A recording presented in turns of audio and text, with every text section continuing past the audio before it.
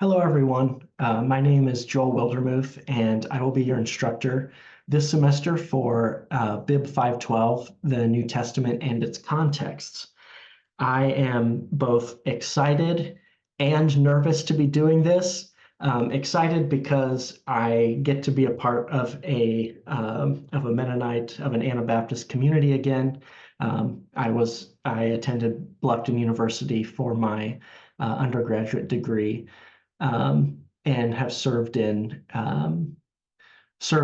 Mennonite um, pastoral context. So I'm happy to once again be a part of this community and to spend this semester with you looking at the New Testament, looking at the Jewish context, the Roman context, the various strategies that we have at hand to read and interpret the biblical text. So I am excited to explore all of these things with you. I'm nervous about it for a couple of reasons. First of all, the fact that I'm recording this video and that I'm going to post it and you're going to watch it, and I'm not going to be able to gauge your reaction to anything I'm saying. There's no give or take in this sort of interaction. So this asynchronous online format is a bit daunting for me. It's a little bit of a learning curve, so please bear with me. I will do my best.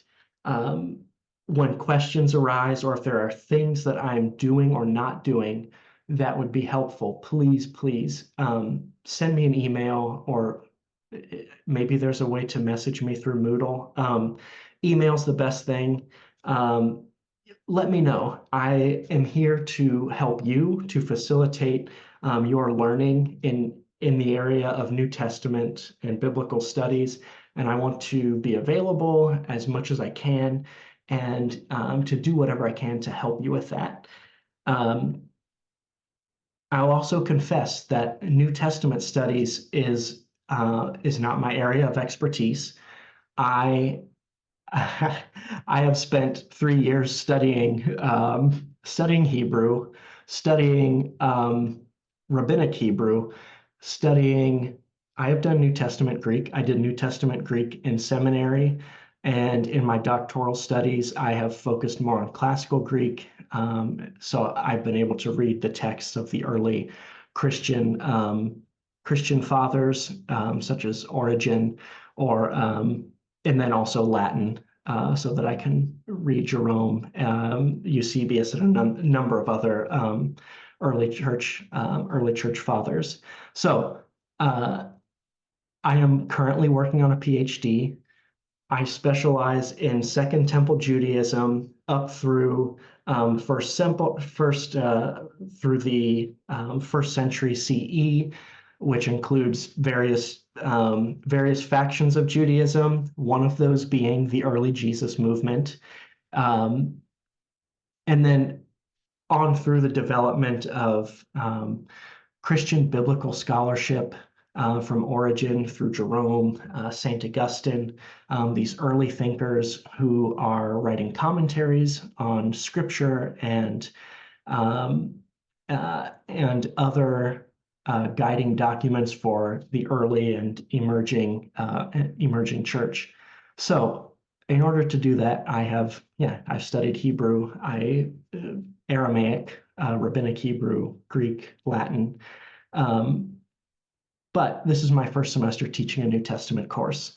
So I am both, I'm a little nervous about it, I will admit, but I'm looking forward to it. It's going to be a little bit new for me, and I'm looking forward to this experience. I will also say that as an adjunct faculty member, I've been given a syllabus by Dr. Straight, and it's a good syllabus, and I'm working with it. It's not my syllabus, but I have tweaked things here and there and adapted the course for this online format. But it's new to me, so please bear with me as I work through this, as we go through this semester. I want, like I said, I want to help you. If there are changes that need to be made, we can do that. A little bit about me before we bit more about me before we jump into the syllabus. In addition to teaching at AMBS, I am also a teaching fellow at the Methodist Theological School in Ohio, which is where I did my Master of Divinity degree. And I am lecturing in the area of Hebrew Bible this coming semester. I am also doing some Hebrew tutoring at Hebrew Union College, which is in Cincinnati, Ohio, and that's where I'm working on my PhD. It's a rabbinical school and a graduate school. So this semester, I'm really excited. I'm working in a Mennonite context. I'm working in a Methodist context. I'm working in a Jewish context, and then my other part-time work is as an archivist for the Lutheran Church. So I get to interact with all these people from various backgrounds, and I love it. I did my undergraduate degree at Bluffton University, and then eventually wound up doing my Master of Divinity at MTSO, the Methodist school where I'm teaching this semester, and currently I'm at Hebrew Union College, Jewish Institute of Religion, working on my PhD. I have my wife and I have a 3-year-old son, and we also have a, let's see, 7-week-old, yes, 7-week-old daughter. So our household is, yeah, those of you who have families will know that having a toddler and a newborn at home right now means that, yeah, you know what that means. I will do my best to be here, to be present, and to hopefully be on top of things. But yes, just know that I'm doing my best. Okay, so the general aims of this course, if we look at our syllabus here,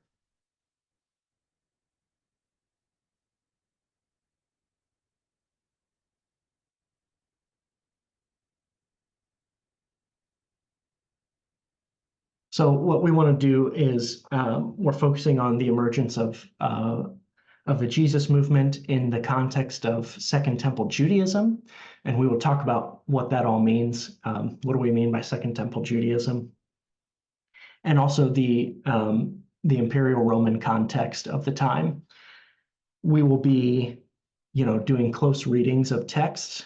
We will be working on what it means to do a close reading, a deep reading, and to produce an exegesis of a New Testament text.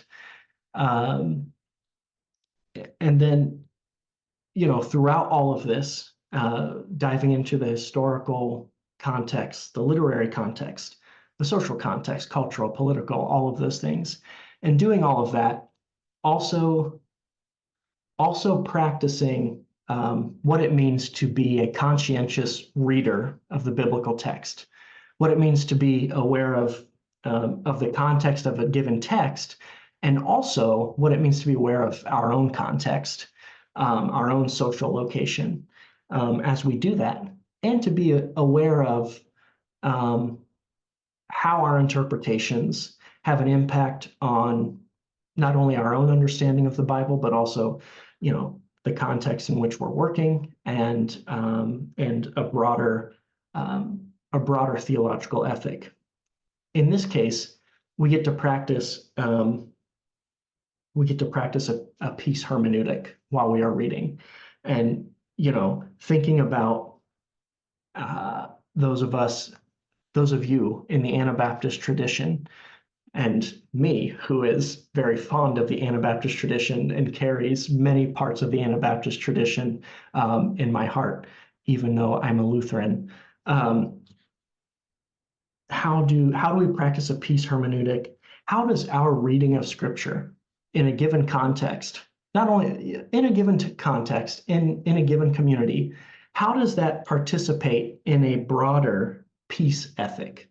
So being aware of how we read the Bible and the implications of our reading for our posture in the world, the values that we hold, the way we treat people, the way we view various situations. We want to be conscientious of these things in our readings. Course requirements. Okay, participation accounts for 20% of your grade. What this means is that each week you will go through, if you're on Moodle, you will see for the week of the 8th through the, where are you? For the week of the 8th through the 14th, you'll see everything that needs to be done in that given week. I would call it like a module, what needs to be done in that module. So each week you will read the assigned readings, and you'll view any lectures that I post. Most likely that will be singular lecture. Whenever there's an opportunity to participate in a class discussion, I've set up what's called a Flipgrid page. You can see this here. It was recommended to me by your Bible faculty that I look into this, so I'm trying it out. It's new, but it's a way to pose a discussion question and then allow you, rather than typing out a response, you record a 2 to 3 minute video with your response that the rest of the class can see, and we can all see each other saying, presenting our arguments, and then if so desired, we can have a back and forth about it. But anyways, participating in those discussions factors into your to the 20% participation grade. Another significant component to that is meeting with your reading groups. And you might see that on the Moodle page, I have a reading group sign-up sheet. This was a component that Dr. Straight had built into the class session for the in-person format of this course. He told me that he had set aside roughly 30 minutes for every class for you to meet in small groups to discuss your focus text, which is the text that you are doing your exegetical worksheets on. And I think that reading in community and having a chance to interact with the biblical text with other people is an important component of reading the Bible, not only in the Anabaptist tradition, but more broadly. I do believe that's important. So your reading groups are meant to fulfill that requirement. You will look at your focal text, which I have posted in each week that we're doing one, and they will look like this. You'll have an opportunity. I've posted, you can see your text like this. This is an unmarked text. There's no footnotes.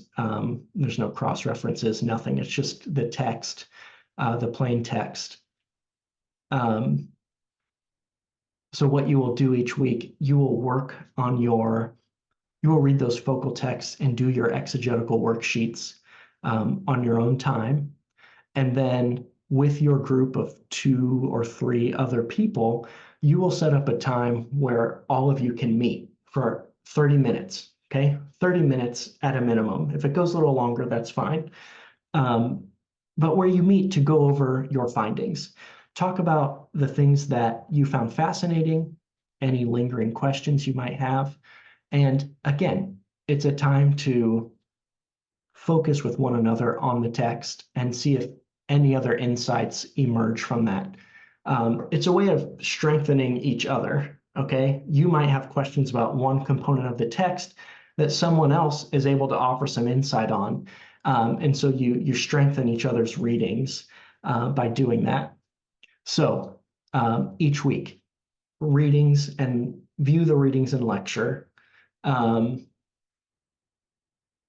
Participate in any discussion forum or Flipgrid discussion, and then you will do your exegetical worksheets and then meet in your reading groups. So that's intended to be a weekly component that you will fulfill. And it's, again, you will sign up with several other people and you will set your own time for meeting. It can be any time, just as long as it happens within each given week. The other component of participation are the exegetical worksheets. And if you go to the last page of the syllabus, there's an example this is from Dr. Straight, an example of what this might look like if you did it by hand, okay, which you are more than welcome to do. If you would like to print out the text and do things by hand, by all means, do that. If you would like to just open the Word document and use the comment function to do that and use the highlighting and formatting functions in Word, you can do that. That might be easier and ultimately easier to submit. So there's your participation. I will go over a little bit more on the exegetical worksheets later in the syllabus. One other note, you'll see here, worksheet preparation should take about 1.5 hours. Okay, that was a component built into the syllabus. I'm going to tell you that if you're really enjoying it and you're getting a lot out of it, it might be 1.5 hours, but I would say 45 minutes to an hour. You want to make sure you do the readings, view the lecture, those sorts of things. 1.5 hours on this might be a little bit excessive, and I want to make sure that you're able to interact with everything in the course each week in a way that doesn't impinge upon your other responsibilities, your other courses, your own lives, okay? So anyways, I want to be mindful of that. Please don't view this as you should spend 1.5 hours on an exegetical worksheet. It can be less. Also, even though these are a weekly thing, I'm more likely than not to give you a pass on the exegetical worksheets on weeks when other things are due. So, and I will announce that. I will be clear about when that is happening. Because I know when you have other assignments that are due for this course, I mean, it can be a lot to say, yeah, you need to do the exegetical worksheet. And oh, by the way, you have a paper that's coming up and it's due. So I want to be mindful of that. And at this point, I should also say it is my goal at the beginning of each week. So on Monday, I will send out an email to the class with just a very simple email. Hello, how are you? Here are the things that need to be done this week and that you'll find on the Moodle page. And it's just a way for me to basically send an agenda email, right? If this class were in person, what I always do is I start my PowerPoints with an agenda slide and I tell you exactly what we're going to cover in a given class period. And so I will do that. My goal is to do that with this course each week. Other course requirements, you will see that you have an exegesis. Oh, not yet. You have a comparative paper on the Synoptic Gospels. That's a 1,000-word paper. That's roughly 4 to 5 pages. It's going to go quickly. Every assignment I've ever given that has a 1,000-word limit, students have a difficult time staying within that limit because you're going to have a lot of insights to put into a paper, and you need to do it in a concise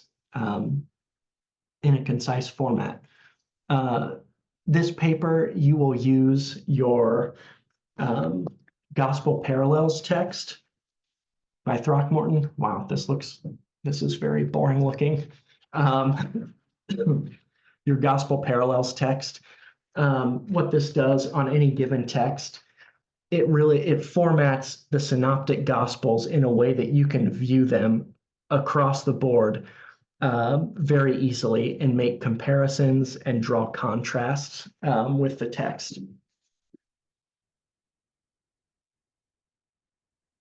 So for that first paper, you will use Throckmorton's Gospel Parallels.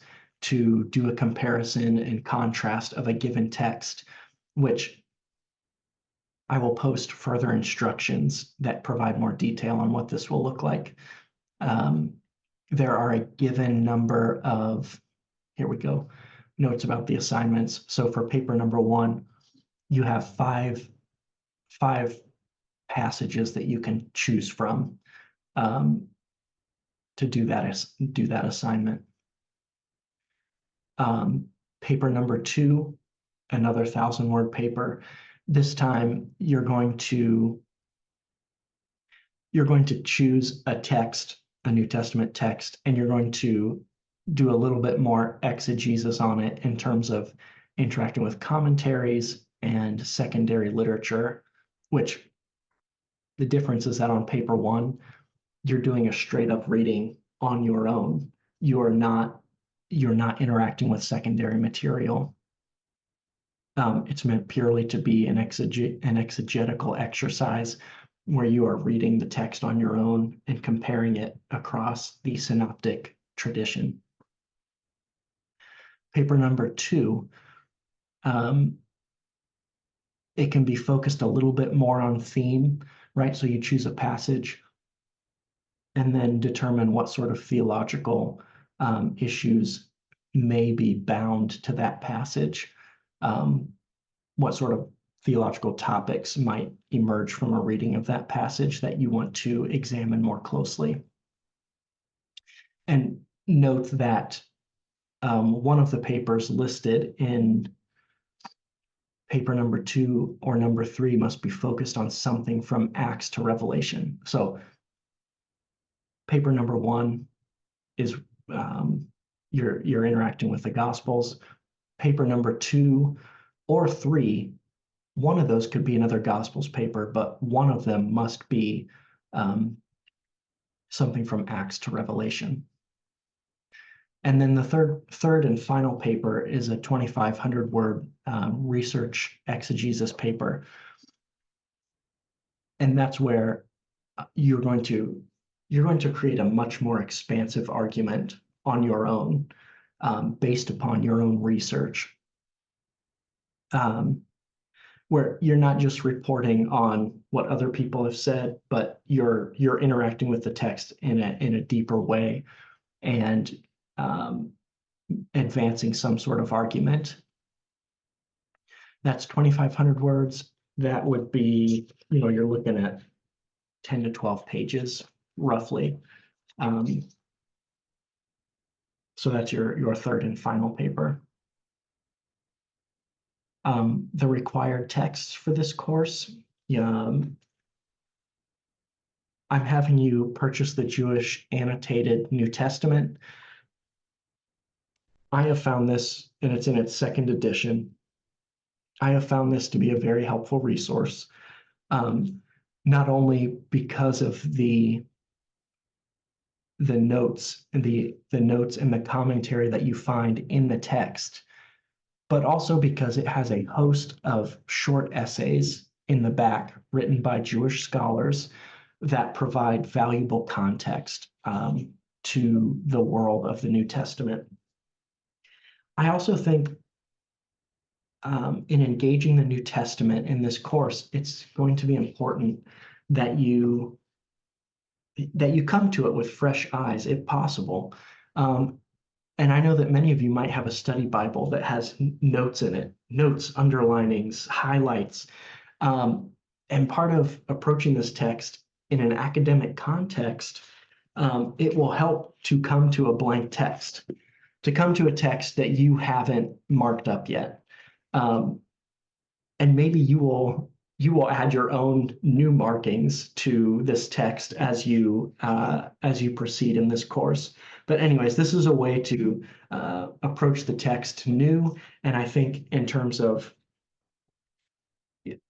getting a grasp of the context of the New Testament, this is a very helpful tool, a very helpful resource to have that I believe every pastor should have on their quick reference shelf right there. So you've got the Jewish Annotated New Testament. The primary textbook that we will be using is Toward Decentering the New Testament, a Reintroduction by Mitzi Smith and Young-Suk Kim. For much of the 20th century, definitely the 18th, 20th century, New Testament scholarship has been done by people that look like me. White men who occupy a number of privileged identities. And the New Testament field of New Testament studies has been dominated by those types. The importance of this introduction, and I think it's probably the first like systematic introduction to the New Testament that is done by a Black female scholar and an Asian scholar. You get a different perspective when reading this introduction. There are emphases and approaches to the biblical text, insights to the stories, and interpretation that should challenge those of us who are white and in privileged positions, that challenge our readings. So here you get a different perspective with this interpretation. Like I already mentioned, Gospel Parallels by Throckmorton. This is going to be valuable for the first essay, and it's also going to be helpful in the first few weeks when we're focusing on the Gospels. Obviously, a book called Gospel Parallels is probably not going to be as helpful when we are done looking at the Gospels. And then the third and final text is Then the Whisper Put on Flesh, New Testament Ethics in an African American Context, by Brian Blount. And again, here you are getting a different perspective on reading the biblical text, one that has not always been allowed in the academy, let alone in a congregational context.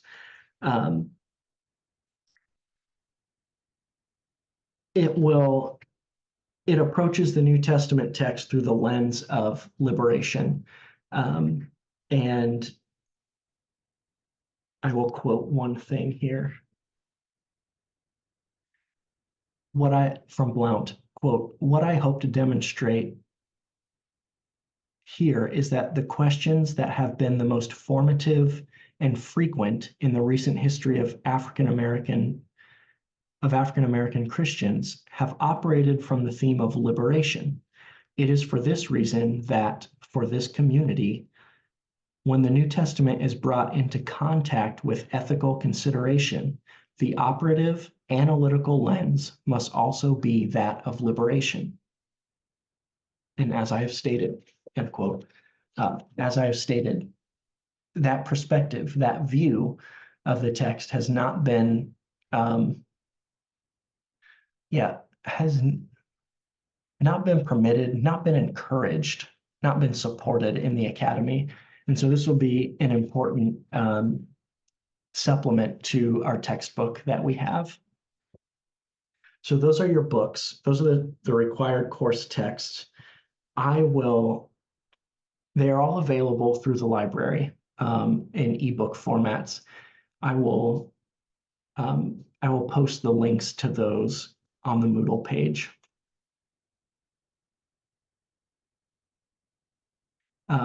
I have a section that lays out the weekly course format.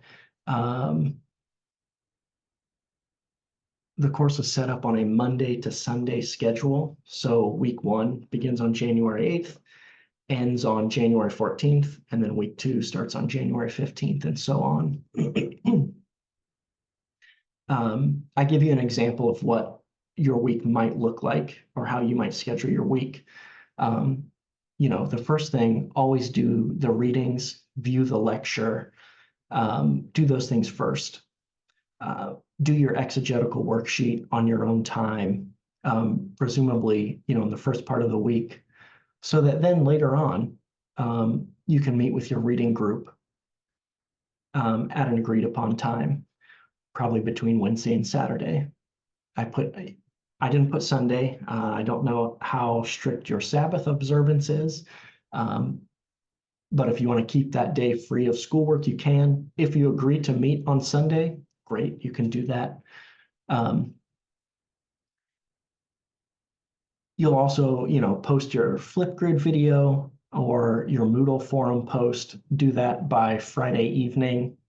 Saturday, sure, later in the week, right? I don't expect you to be able to do your post on Monday afternoon, unless you've got your readings done and your lecture done, and viewed the lecture. And then I imagine any follow-up discussion post can be completed by Sunday night. One other thing that I want to offer is that every Thursday night at 9 p.m. Eastern time, I will have open office hours. So I've posted the Zoom link on the Moodle page. At 9 p.m. every Thursday night, I will be in my Zoom room, and anyone is welcome to stop by. You can stop by for general discussion, being able to connect face to face, or you can bring questions about the readings, questions about the lectures, questions about assignments and other course details. I just want to make sure that I'm making myself available in an in-person manner, and would love to be able to, talk with you and interact with you in that format. This is completely voluntary. There's no grade attached to it. Maybe you come for 1 or 2 weeks and then you don't come for a string of weeks, and you come back when you have another question. That's perfectly fine. At any rate, I want everyone to know Thursday nights, 9 p.m. Eastern time, I will be in the Zoom room, and I welcome any and all to stop by for discussion and to ask questions. You can find more detailed instructions here on papers 1, 2, and 3. I will also post more detailed instructions on the Moodle page, so those will be available to you.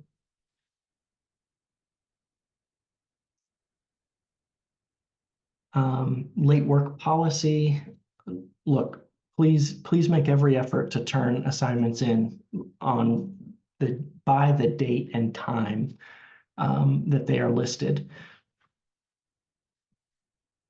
I'm aware of the demands of life, the conflicts that arise, family commitments, work commitments. I'm aware of things happen. All I ask, I am happy to offer extensions and to work with you on putting together a timeline for making up past work. I'm happy to work with you. But please just communicate with me about it. If an assignment is late and we haven't agreed upon an extension, you will lose 10% of your grade for each 24-hour period that that assignment is late, and that includes the exegetical worksheets. So yeah, I am happy to offer a lot of grace on assignments, but please communicate with me about it. And preferably not the night before. The night before one of your papers are due, it's going to be hard. It's going to be hard to work out an extension if you email me an hour or two before the paper is due. So please just plan ahead. And if you know things are happening, there's going to be a conflict, just let me know about it. Here's the dates and the topics for our course, what's due each week. So you get a list of the topic, and then you have, in this right-hand column, you'll see the things that you need to read, and anything that's due, that will also be listed. okay? We have 2 weeks that we don't have classes, which means I will not post anything those weeks.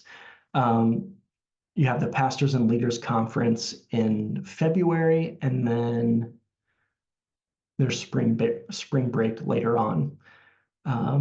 Besides that, I think we have a total of 14 class periods. I shouldn't say that. 14 weeks where there will be assigned work and things that are due. There are some other New Testament resources that Dr. Straight has included here. I'm sure you're all familiar with Bible Gateway. You can look up a given passage, and they've got a lot of translations available here. They do have the NRSV updated edition, so you can look up passages there. There's also this website, BibleOdyssey.org. This offers some great resources and articles that you can read about. If you're, let's see here, want to look up something on the history of interpretation. There's a number of articles attached to that come up, and they're written by scholars of religion. If you want to search for a specific topic, let's search for Pharisees.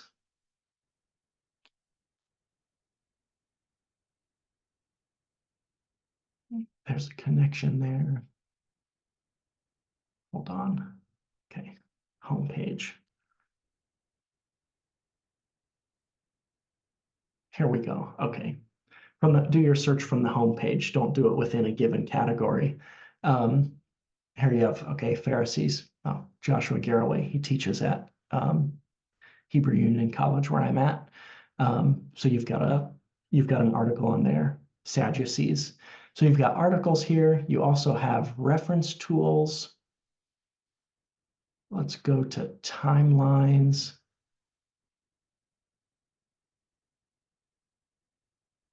Let's look at the Second Temple Judaism timeline.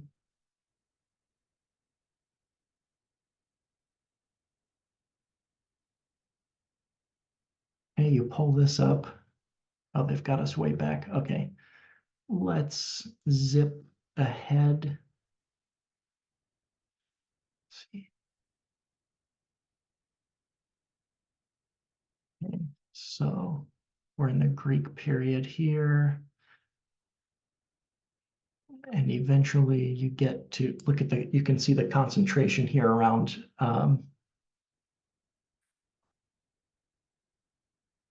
okay. Qumran community, very good.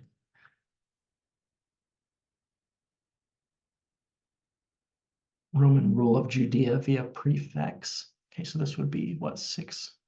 Yeah, 6 CE. So you can click on a component within this timeline, and they're going to give you, oh, they don't have anything to say about the crucifixion of Jesus. Okay, they give it as a date here. At any rate, yeah, I could probably sit here and mess around with this for a while. This is an interesting resource and could be very helpful.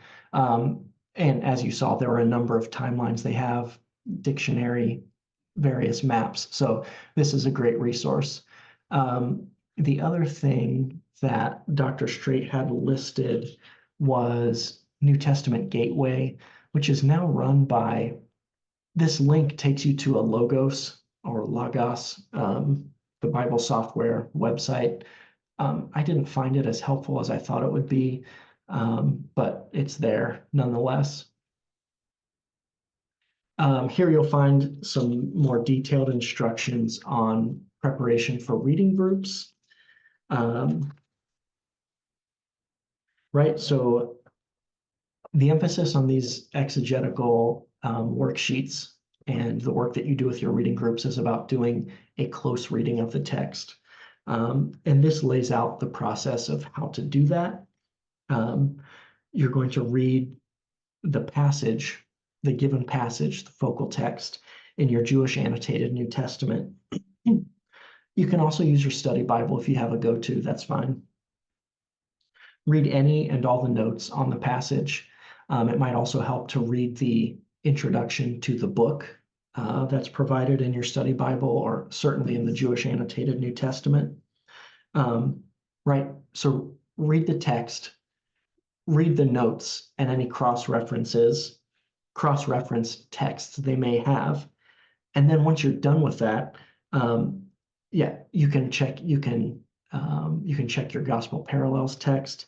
Then read the passage again in isolation. So without all of the notes, without all of the context, come back to the text and read it. And that's why I post the text in a Word document for each week, so that you can see a clean text without any notes, without any of the distractions, right? And just read the text. And what you do is, jot down notes. What are the key, what key terms are you seeing? What words have connections with other parts of the given book? You're looking, you're looking for thematic connections to other parts of that book. So we would call that intratextual references. But then there might also be intertextual references to other biblical books, and even other extra biblical, or what do we say, non-canonical books. And the Jewish Annotated New Testament is definitely going to list those, and a number of study Bibles, the NRSV Study Bible, Oxford Study Bible, those should contain those kinds of notes also. In your close reading, you want to look for, you're looking for keywords. You're examining the structure of a text. Okay, you can do an analysis of dialogue. You want to focus on who is speaking. How does the text move along? Where does it start? Where does it end? What sorts of theological points seem to be at issue for the given author? And some of that, if we can know what those things are, some of that you would get from kind of the historical, the social, cultural context of the book, and of a given author.